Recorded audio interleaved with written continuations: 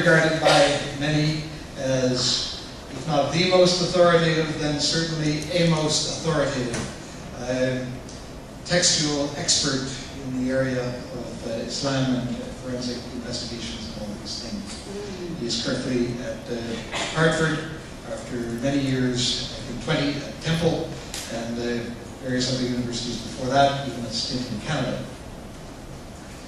Phyllis Tribble is likewise well known, but you see, we were showing off. Everybody here is worthy that we were putting stars on stage. For divorce. So 2 rights that are given to women, not to be harmed when they agree to a divorce or the husband wants to divorce them, or if a husband accuses the wife of anything and he is the only witness, then again, the wife is denied a right that is given in the Quran. This is creating a contradiction in the Quran that I believe when you follow the life of the Prophet, you don't go to the Hadith. I don't go to the Hadith. I say the Quran, the life of the Prophet. If I don't find an answer, then the Hadith. But first, the life of the Prophet. The Prophet faced this exact situation, and what did he do? He went away. So that is how I believe that it should be interpreted. And that's why it's a great blessing that the Sublime Quran is the first English translation to use the words go away in chapter 4, verse 34. Dr. Bakhtiar, I had every confidence that you were going to be able to do that for us, and I put it almost in a provocative manner in the question to be sure that everybody was able to hear you articulate those very things as well as you did, and we're grateful to you for it, because we get so much stuff not only from the media, but from Muslim, we will say, apostate persons in either Holland or Britain or Canada, who tell us the reason they have left Islam is because of the miserable treatment that women get as prescribed by the Quran. And we needed you to help us understand that. Yes, I should start just to end it to say that this will not end domestic violence. Unfortunately, domestic violence is prevalent throughout the world. Doesn't matter what someone's religion is, or no, they have no religion. It doesn't make any difference. There's still issues of domestic violence and women being beaten and in the shelters.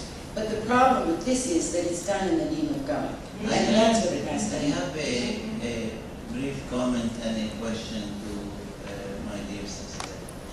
The comment is that Islamic family law is very problematic. It's based on 3 sources: on the Quran, on the prophetic tradition, Sunnah, and on custom. And unfortunately, in many countries of the world, it's custom more than the Quran and the Sunnah that prevails. And that's why we have the problems we have. I can argue non-apologetically, really, that it's not Islam that treats women miserably, but the Muslims. And in the name of their own particular or peculiar cultural milieu. My question to Dr. Bakhtiar is, how then do you read the statement in the Prophet's farewell pilgrimage, where he says, I charge you to be good to your wives. You have married them through the words of God, and their genitalia were made lawful for you by God's permission. If they, it's not exactly recalcitrant, but if they go out of line, in a way, nushuz is that word, then beat them, but not in a way to harm them, غير مبرح, beat them lightly. How do you then fit this into the interpretation of your words? Yes. Well, the word nushuz, which is what they claim the woman is, who is the one who is supposed to be admonished, leave the sleeping place, and then beaten, is translated as disobedient or recalcitrant, I say resistant, and so forth. But the problem is here. In chapter 4, the same exact chapter, verse 148, it says women who fear nushuz, the exact same word of the husband. Exactly. And suddenly here we are, we have disobedience with the wives. But when it comes to husbands who you fear resistance, husbands who are, I mean, it's a completely different level of interpretation. So I say the Quran is fair and just. The exact same word, exact same diacritical marks, exact same, okay, in both cases. If nishuz for the wife means that, then nishuz for the husband means that. And how many disobedient Muslim husbands have you ever heard of? Or Muslim husbands. I say if the shoes fits, wear it. So I know Professor Ayoub's position on this. I won't say it. I want to talk about something else. Something else, all right. I want to appear, Brian, that I do not appreciate fully what you are doing. Of course. I want to thank you for bringing us together. It has been most stimulating, and our disagreements are. Professor, I have to say that we have 4.5 minutes. Okay, I'll be quick. We do not actually and should not look at the scriptures directly on their own. One of the problems that we suffer in the Muslim world today is people who read the Quran and do not read it through the tradition, and therefore can interpret it sometimes in very violent and very un-Islamic ways.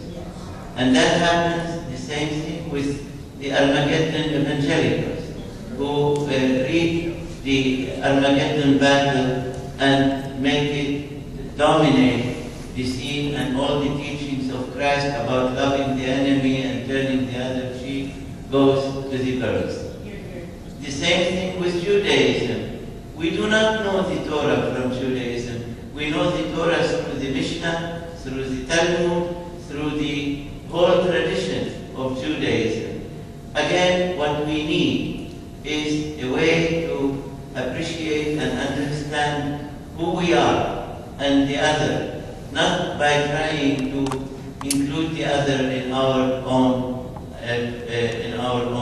personality, if you like. I think that this has been tried many times, the idea of an all-inclusive approach to religion that will take cognizance of all of them. It does not work. What works is for me to read Jewish scriptures as Jews want to read it, to read the Christian scriptures as Christians want to read it, and to read the Quran not directly, but through the tradition, from the Prophet's time to the present. People have been writing commentaries on the Quran. As we speak here, I am sure somebody somewhere in the world is writing yet another commentary on the Quran. This has been the problem. What I call Quranic Protestant Muslims who want to base themselves directly and simply on the Quran. And this has been disaster. That's what made the Osama bin Ladens of our time. So again, I think what we are doing is good. This is not to deny that the scriptures are fundamental to our understanding of our lives, of the world, and of our relationship with God.